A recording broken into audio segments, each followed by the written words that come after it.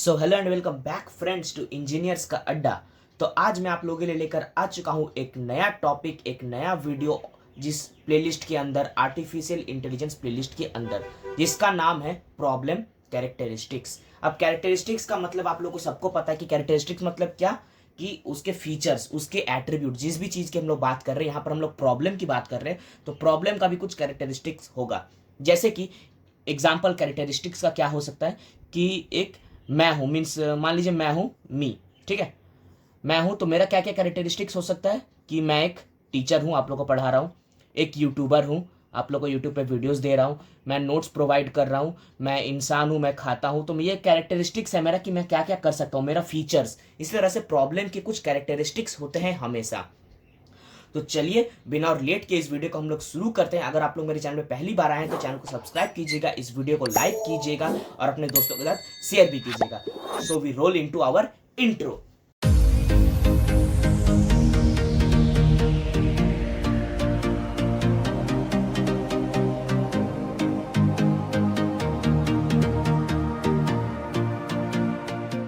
तो हर एक प्रॉब्लम की, यानी कि हम लोग आर्टिफिशियल इंटेलिजेंस यूज क्यों करते हैं, ताकि हम लोग कोई प्रॉब्लम से डील कर सके, कोई प्रॉब्लम, कोई कोई किसी चीज, कोई सवाल का हम लोग आंसर निकाल सके। प्रॉब्लम से डील करने के लिए हम लोग एआई यूज करते हैं।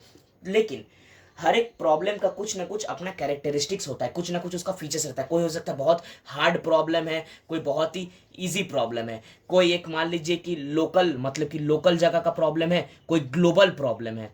तो इस तरह से प्रॉब्लम के बहुत सारे कैरेक्टरिस्टिक्स होते हैं। इन कैरेक्टरिस्टिक्स के बारे में जानना एक बहुत ही मेजर टास्क है एआई सिस्टम्स को बनाने के लिए, क्योंकि जब हम लोग प्रॉब्लम के बारे में जानेंगे तो ही हम लोग एआई सिस्टम्स बना सकते हैं।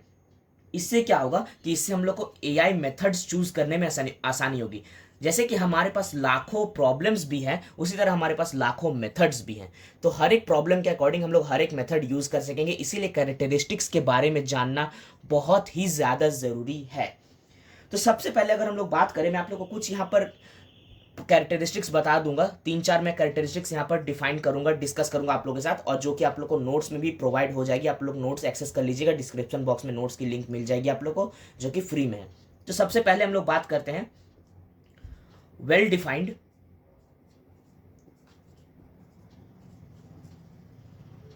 And three defined.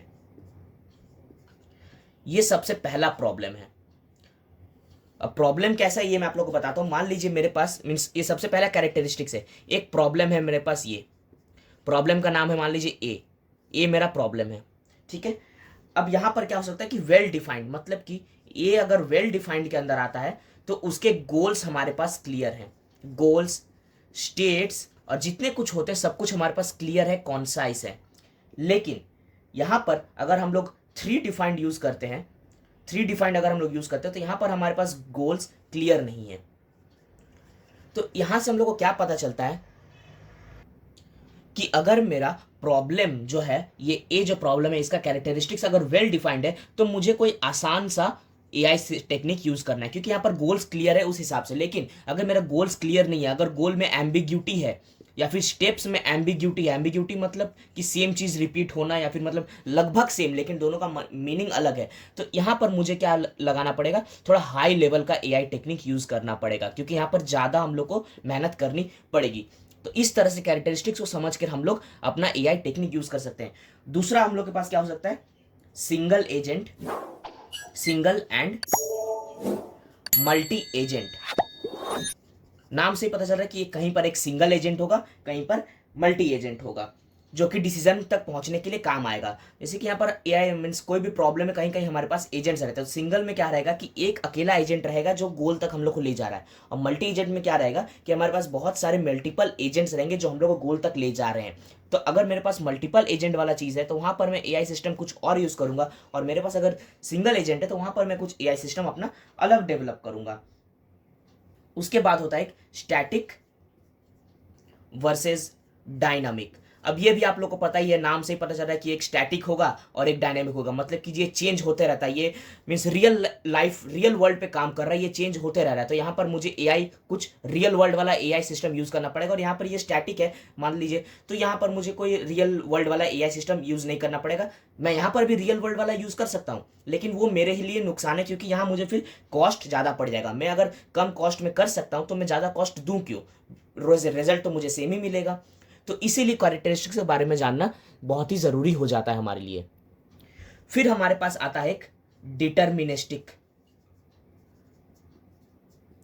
Deterministic and stochastic. अब डिटर्मिनिस्टिक एंड स्टोकास्टिक मतलब क्या हो? डिटर्मिनिस्टिक मतलब क्या है कि जहां पर मेरा हर एक स्टेप या फिर हर एक एक्शन मेरे लिए डिटर्मिनिस्टिक है, मतलब कि मैं प्रिडिक्ट कर सकता हूं कि अगर मैं ये स्टेप चलूं तो मेरा क्या एक्शन, क्या रिजल्ट मिलेगा मुझे, अगर मैं ऐसे जाऊं तो क्या रिजल्ट मिलेगा, अगर मैं ऐसे जाऊं तो मुझे क्या रिजल्ट मिलेगा। लेकिन स्टोकास्टिक में क्या होगा कि ये मुझे पता नहीं होगा, मैं अंधाधुंध चलते जा रहा हूं जब तक कि मैं एंड तक ना पहुंच जाओ। यहां पर पहुंचने के बाद पता चला अरे ये तो खाई है, इसके नीचे तो जंप करना है, ये पैराग्लाइडिंग का जगह है ही नहीं। और यहां पर जाने के बाद पता चला कि यहां पर मुझे कोयला नहीं सोना मिल गया। तो इस टाइप से स्टोकास्टिक और डिटर्मिनिस्टिक होता है। डिटर्मिनिस्टिक में मतलब कि मुझे हर एक स्टेप के बारे में पता है कि मुझे कहाँ जाने से क्या रिजल्ट मिलेगा, लेकिन स्टोकास्टिक में ये पता नहीं है। तो इस तरह से और 2-3 मेरे पास मैंने आप लोग के लिए नोट्स में लिख के रखे हैं, तो यहाँ पर मैं सब डिस्कस नहीं करता हूँ, ये वीडियो को छोटा ही रखता हूँ। अगर आप लोग को वीडियो पसंद आई दोस्तों, अगर आप लोग को थोड़ा भी समझ में आया, ओवरव्यू समझ में आया, तो इस वीडियो को जरूर से लाइक कीजिएगा और अपने क्लासमेट के साथ शेयर भी कीजिएगा, ताकि सबकी मदद हो सके।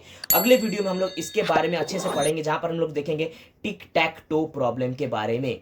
टिक टैक टो ये बचपन में हम लोग खेलते थे, बहुत ही इंटरेस्टिंग है और बहुत ही इंपॉर्टेंट टॉपिक है एआई के अंदर। इससे एग्जाम में क्वेश्चन काफी दफा पूछे गए हैं।